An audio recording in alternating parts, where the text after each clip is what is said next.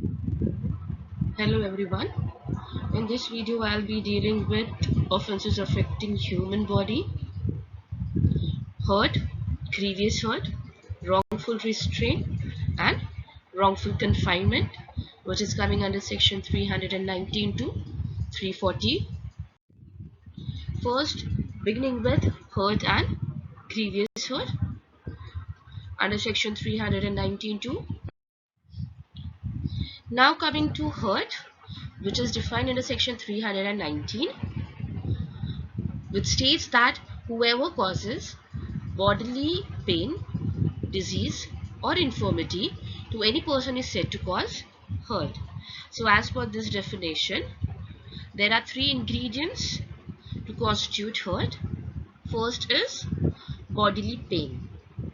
To cause hurt, there need not be any direct physical contact, where the direct result of an act causing a body pain, it is hurt, whatever be the means employed to cause it. Hurt is constituted by causing bodily pain, not mental pain, as the ingredient is body pain. In the absence of an intention to cause death or grievous hurt, where a person died as a result of two kicks on the abdomen, the accused was held guilty of causing hurt only. Okay, so dragging a person by hair or fisting him falls under this section. Second ingredient is disease. The third ingredient is infirmity to another. It means the inability of an organ to perform its normal function, which may either be temporary or permanent. It simply means a temporary mental impairment or terror. Hurt resulting in death, where there is no intention to cause death or no knowledge that death is likely to be caused, and death is caused, the accused will be guilty of hurt only because his intention, or he had no intention of causing death, or he did not have the knowledge that his act would come under would cause death of the person. Coming to the punishment, which is described in section 223, it states that whoever, except in the case provided for by section 334, voluntarily causes hurt, shall be punished with imprisonment of either description for a term which may extend to 1 year, or with fine which may extend to 1000 rupees, or with both. Coming to grievous hurt under section 320, the court has divided the hurt into simple hurt and the grievous hurt. Simple hurt we had dealt under section 319, and coming to grievous hurt, which is coming under section 320. This bifurcation is being done so as to ascertain what kind of punishment the accused will be given. If his act is falling under hurt, he will be given a punishment which is coming under hurt, and if the act is falling under grievous hurt, the punishment of grievous hurt will be given to the person. According to section 320, the grievous hurt, an act would be called as grievous hurt if the emasculation is being done. A total 8 list has been provided. When I'm talking about emasculation, it is related only to males.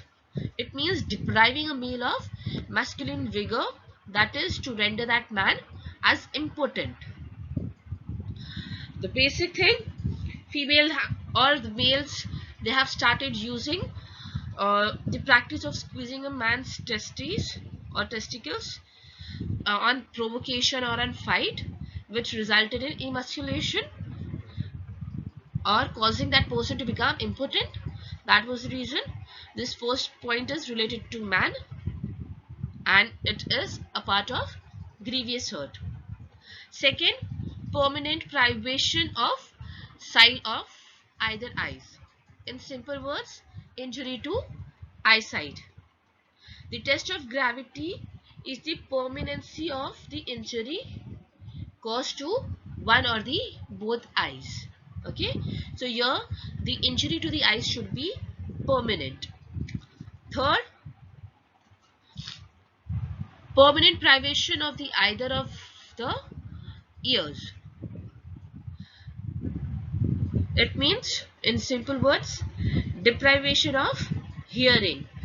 It may be with respect to one ear or both the ears. To attract this cause, the deafness must be permanent. Again, here the word permanent is being used. Coming to fourth clause, privation of any member or joint. Here, in simple words, I can say it is talking about loss of limbs or joints. This expression used in this section is deprivation of any member, section or joint. The term member is used to mean nothing more than an organ or joint. Okay, I hope it is clear. Moving further to the fifth one, which states that destruction or permanent impairing of powers of any member of joint.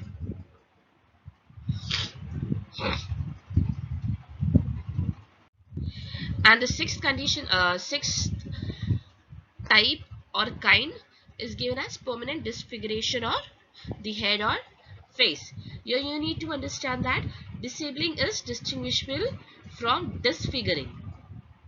To disfigure means to cause some external injury which detracts from a person's personal appearance.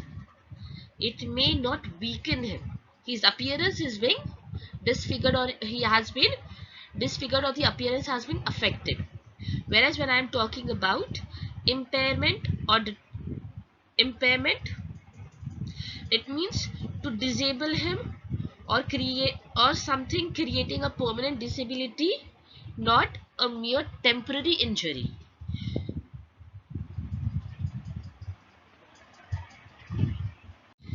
And when I'm talking about impairing of limbs, it is affecting his day-to-day activities because he is unable to perform because of impairing of uh, limbs. Coming to one of the case law in Gangarao versus State of Rajasthan, where the bridge of the nose was cut as the injury was inflicted by a sharp-edged weapon, it was held that the act amounted to permanent disfiguration within the meaning of clause 6 of section 320, and it amounted to grievous hurt. Coming to the seventh clause, which states fracture or dislocation of a bone or tooth. A fracture, in order to attract this clause, must extend to the inner surface. If the act results only to abrasion and does not break the bone, it won't be counted as fracture under this section. Coming to the eighth clause, the hurt which causes several body pain. Okay, any dangerous act or dangerous hurt which causes sufferer to be during the space of 20 days in several body pain or unable to follow his ordinary pursuits, then it will be coming under grievous hurt. So for grievous hurt, you require all these 8 things or any of the 8 things or the type of the hurt that a person is calling, on the basis of which it will be distinguished from hurt. If a person is causing any hurt or anything which causes bodily pain, disease or infirmity, then it will be hurt. But if the act causes any of these 8 things, then the person will be called as he has done grievous hurt. And remember, the thing that I have bolded here is 20 days in several body pain. Body pain is there in hurt also, and body pain is there in grievous hurt also. But the days has to be remembered. The days is 20 days. If the person is in body day, if the person is uh, in severe bodily pain for 20 days, that was act or that hurt would be called as grievous hurt. Coming to the punishment which is being given under section 225, it states that whoever, except in the case provided by section 335, voluntarily causes grievous hurt shall be punished with imprisonment of either description for a term which may extend to 7 years and shall also be liable to fine. Now coming to the ingredients. For the ingredients of hurt, those 3 points were the ingredients. Now coming to the ingredients of grievous hurt, the first ingredient states that a grievous hurt mentioned in the section must be caused. That means those 8 clauses, any act must be done. Okay. Further, if hurt is caused is simple, then the person cannot be held guilty for voluntarily causing grievous hurt, even if he intended to cause grievous hurt. If I, with an intention of causing grievous hurt, I have used a knife to disfigure a person, but the hurt caused was a simple hurt, he saved himself, and that grievous hurt was not caused, then that person would not be coming under grievous hurt. Second, the offender intended or knew to be likely to cause grievous hurt. If I had an intention that I knew to be likely to cause simple hurt, then it cannot be converted for voluntarily causing grievous hurt. If I knew that I am committing an act which will be coming under those 8 clauses, then only my act will be counted as grievous hurt.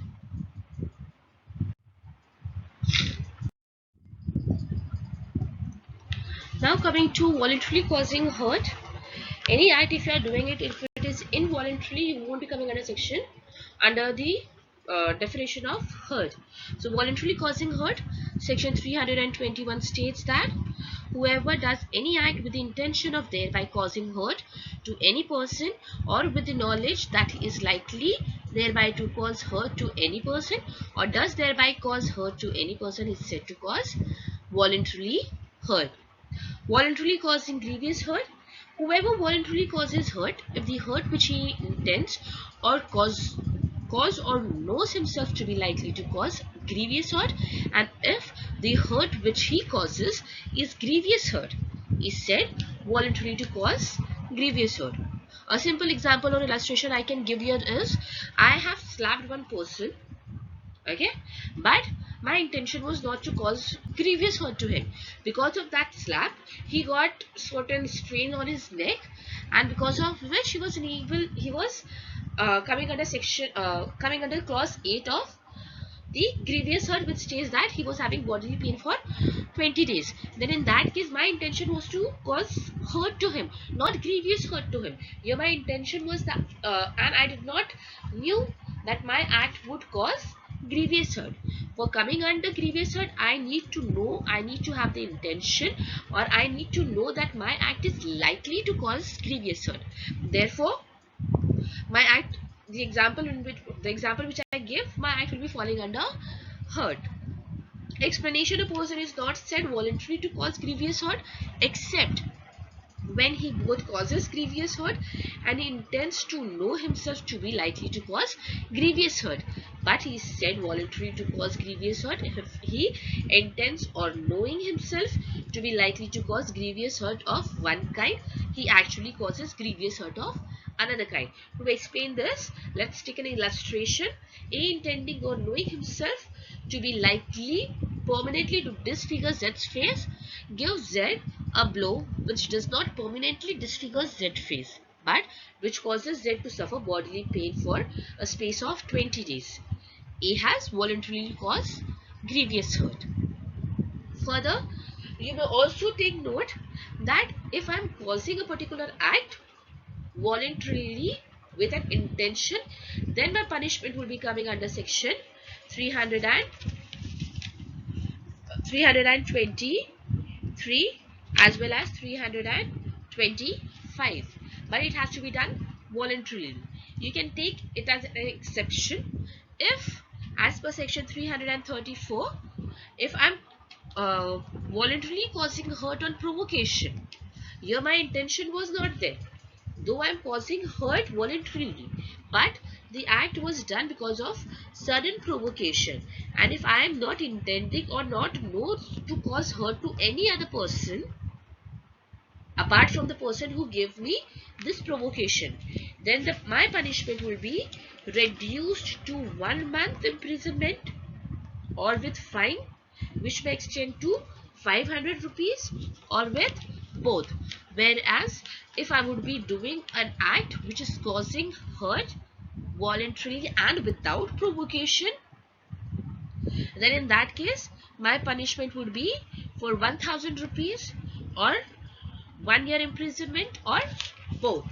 Similarly, under section 335, if I'm voluntarily causing grievous hurt to someone, but that grievous hurt is caused due to provocation and without an intention that my act will be causing grievous hurt to that person, my punishment will be reduced to 4 years imprisonment or 2000 rupees fine or both. Whereas if I would be causing grievous hurt to any person without provocation, I would be coming under section 325 and I will be getting an imprisonment for 7 years imprisonment as well as fine.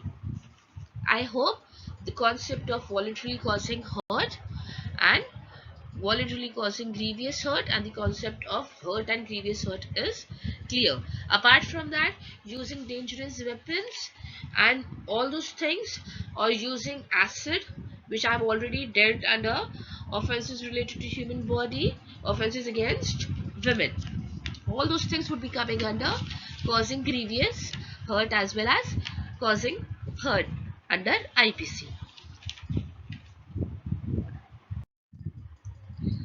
Now coming to the second topic, that is wrongful confinement and wrongful restraint, which is covered under section 339 to 348. Moving to wrongful restraint under section 339, which states that whoever voluntarily obstruct any person so as to prevent that person proceeding in any direction in which that person has a right to proceed is said wrongfully to restrain that person. So here from this definition, two words has to be noted down, or two ingredients can be drawn. That is, first is you are being obstructed, and the second where the person has the right to proceed. So to attract this definition, where I have the right to proceed, I am being obstructed from going there, then I'll be attracting section 339 of IPC. If I have a lawful right to go at a particular place, it is my legal right to move at a particular place or to go at that particular place, and then I'm being obstructed, I'll be coming under the person who is obstructing my way, that person will be coming under the definition of wrongful restraint. Here, obstruction does not mean physical obstruction, or I am putting a bar on the road, or I am like fencing it, or I am not doing certain thing which is physically obstructing the way, but it also includes threaten or like, but also by mentally, like if I say if a person is going from that way, he has a legal right to go on a particular way, but I stop him and I warn him that if you are going in that way, I will be leaving my dogs which may bite you, then in that case also it is coming under wrongful restraint, wherein he has obstructed my way, not by physical one but by the thing which is cannot be seen. Okay,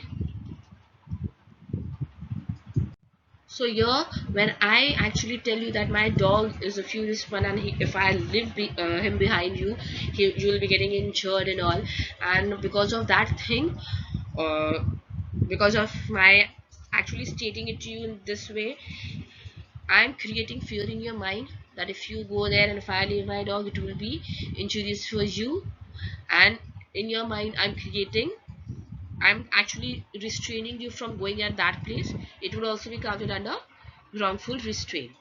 So basically, obstruction would not be only the physical one, but also a mental fear created in a person's mind, that will be counted as wrongful restraint. So the two ingredients under this section is obstruction, and the second ingredient is the person has the right to proceed. So the obstruction is done on the person who has the right to proceed, and that has to be the legal right to proceed. Okay, the obstruction can be physical as well as a mental fear created in the person's mind. Now coming to the exceptions. Exception states that the obstruction of private way over land or water which a person in good faith believes him to have a lawful right to obstruct is not an offense within the meaning of this section. So here you need to pay attention that the two things have been given, that private way over land or water. Second is in good faith. So if I'm in good faith obstructing someone's way, that you cannot enter this place because it is my private way, then in that case it won't be coming under wrongful restraint. But here your good faith should be there, even if a person is having a right to move in that place, but you, because of good faith or believing it to be your property, because of that good faith, you're stopping that person to enter that place, or you're restraining that person to come in that place. That will be counted under wrongful restraint, and it is not an offense under this section. Okay, so while defining whether it is a wrongful restraint or a confinement, this exception has to be noted. Now coming to the illustration, A obstructs the path along which Z has the right to pass. A, not believing in good faith that he has the right to stop the path, Z is thereby prevented from passing. A has wrongfully restrained Z. Here you're not having a good faith, and in that, after not having a good faith, you're stopping that person's passage, then it is coming under wrongful restraint. So here, first thing you need to remember, that keeping a person out of a place where he wishes to be and has the right to be, that means when I'm obstructing a particular person where he wishes and he has the right, here he need to have a right, a lawful right must be there. Then only if you're obstructing that person, your act will be coming under wrongful restraint. Plus the obstruction would be such so as to, or the mental obstruction should be such so as to induce a person to change his course and not use that particular way to proceed. Okay, the example that has been explained about that dog, you can use it under this thing, wherein I am mentally restraining a person, mentally making him to believe that if he goes from there, I'll be leaving my dog, who are furious and who will actually hurt that person, and because of my statement, that person is changing his way. That therefore, that act would be coming under wrongful restraint.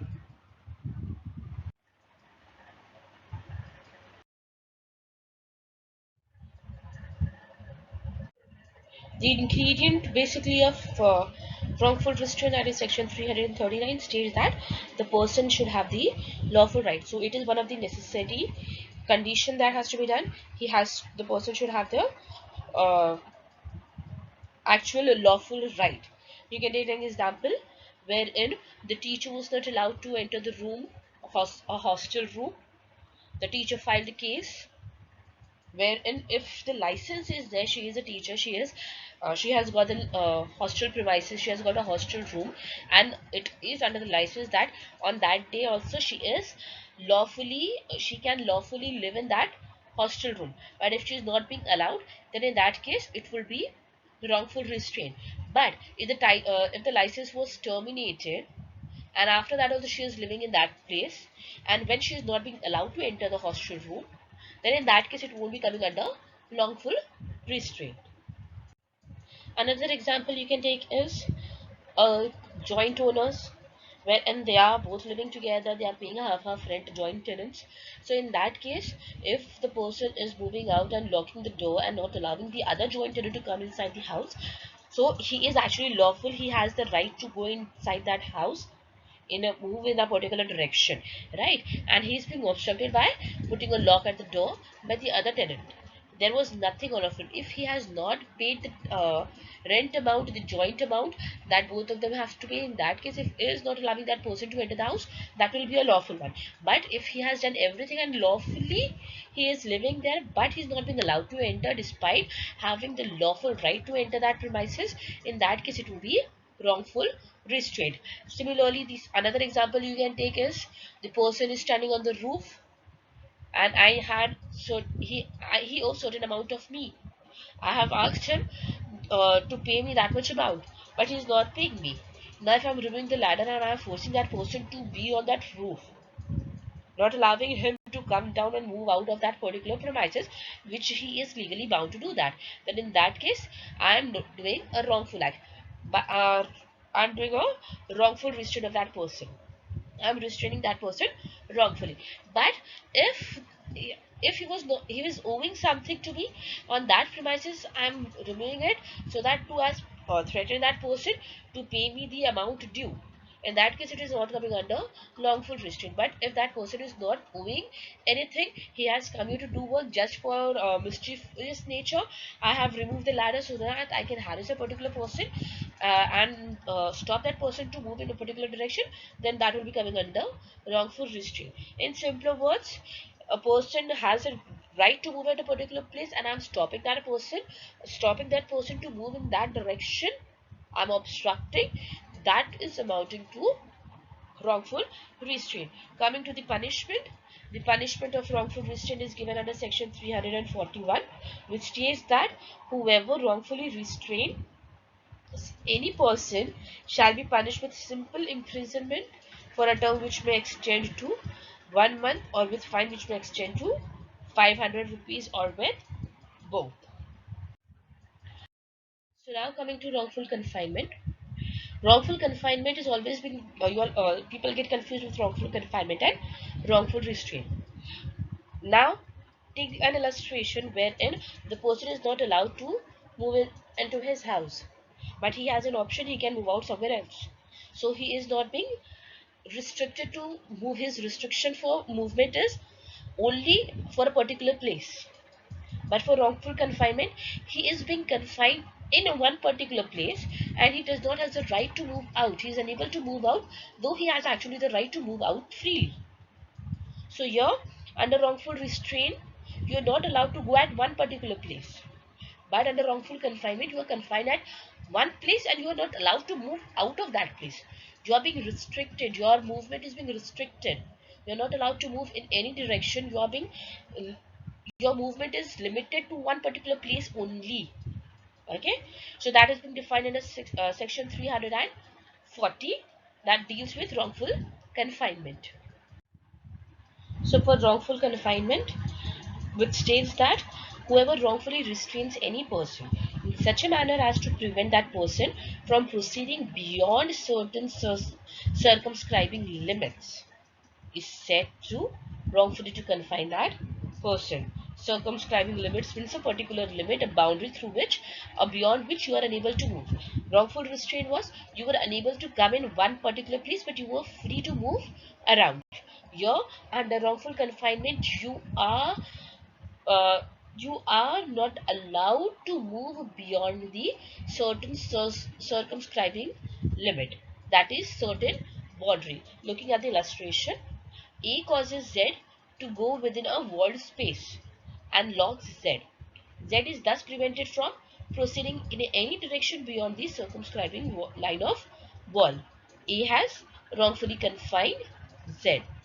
The second illustration, A places men with firearms at the outlet of a building and tells that he will fire at Z, and tells Z that he will fire at Z if Z attempts to leave the building. A has wrongfully confined Z. The first illustration is a physical confinement wherein you have that wall limit. Here in the second one, you are being mentally confined. You are being mentally set and made a circumstances wherein you are afraid, you are scared to move out of that premises because of the threat that has been given that if you move out of the house, fire will be, they will be firing at you. Similar example was given under wrongful confinement with an example of dog. I hope you remember a few minutes before the example was given.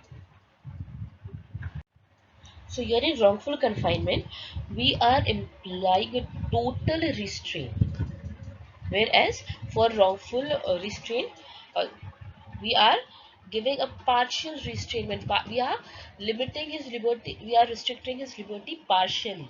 Okay, obstructing the passage of another in a particular direction, leaving him at liberty to stay where he is, or leaving him at liberty to go at any other direction is not wrongful confinement, but it is coming under wrongful restraint, wherein we are not allowing him to go in a particular direction. Okay. However, restraining a person in particular place or compelling him to go in a particular direction by force amounts to wrongful confinement.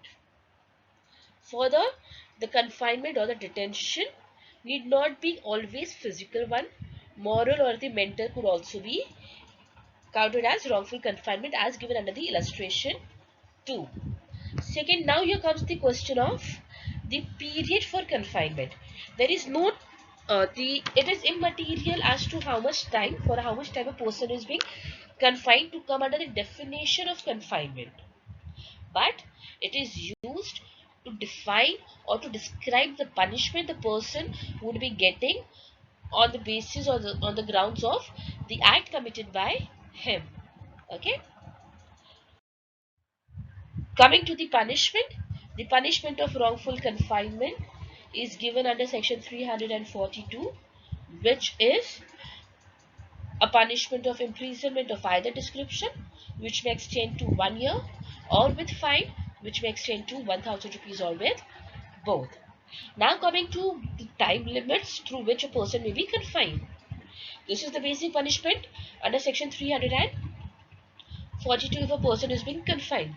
But what if the person is being confined for more than 3 days?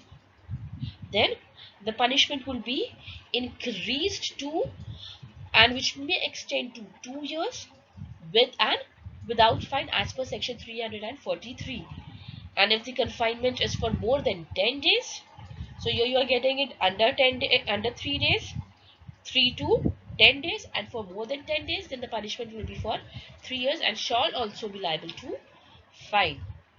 Further, section 345 states that if the wrongful confinement is of a person for whose liberation writ has been issued, if for his liberation a writ has been issued, then in that case, if the person is being confined, that person's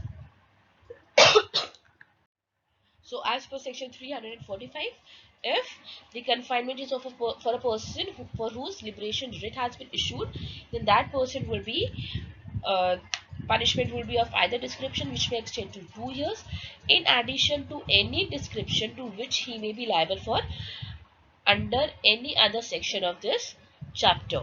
Okay, so if the confinement is for 10 or more days, then apart from that punishment, the person will also be liable for punishment which may extend to 2 years.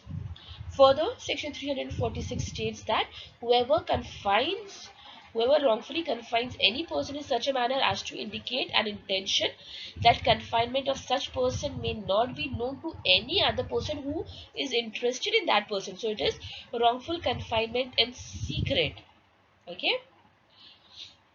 Then in that case, the punishment shall be of either description, which may extend to 2 years, in addition to any other punishment to which he may be liable for such wrongful confinement.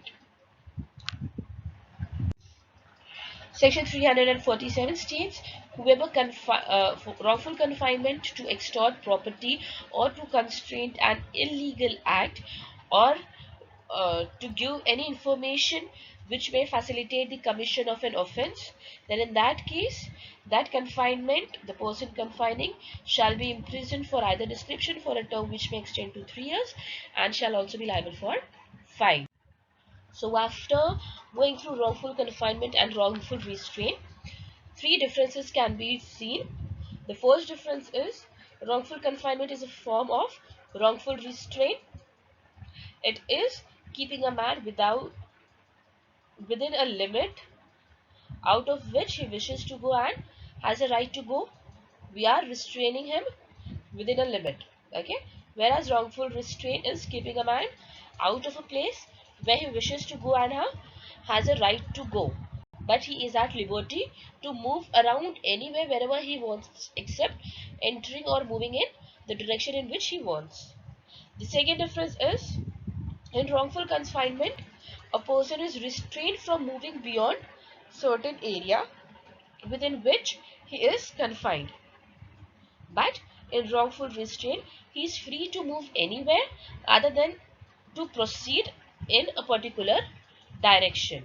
In simple words, in wrongful confinement, there is full restraint. You are unable to move out anywhere. You are limited to particular boundary. Whereas in wrongful restraint, there is a partial restraint. Okay? And the third difference is wrongful confinement is more serious offense in as much as it prescribes the punishment with imprisonment of simple or rigorous punishment extending up to 1 year or fine up to 1000 rupees, while the punishment for wrongful restraint is simple imprisonment for 1 month and fine up to 500 rupees. I hope these topics are clear to you all. Thank you.